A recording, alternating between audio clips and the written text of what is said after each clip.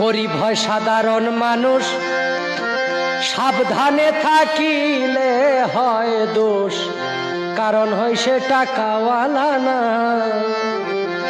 টাকাওয়ালার ইচ্ছা মতে গরিব মানুষ না চলিলে, টাকাওয়ালার ইচ্ছা মতে গরিব মানুষ না চলিলে সইতে হয় তার অপমান লাঞ্ছনা, দুঃখ সহে না, গরিব হইলে মানুষে চিনে না।